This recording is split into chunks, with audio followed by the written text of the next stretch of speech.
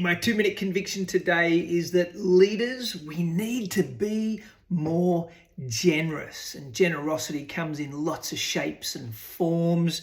Of course, we can spend all of our time and effort trying to make a living, or we can be determined to build a life. And the way we do that is we give to others, we give with generosity. This whole idea of generosity comes from a place that says we have more than enough. The Bible says it's more blessed to give than to receive. And so I want to encourage you, it's not just your money.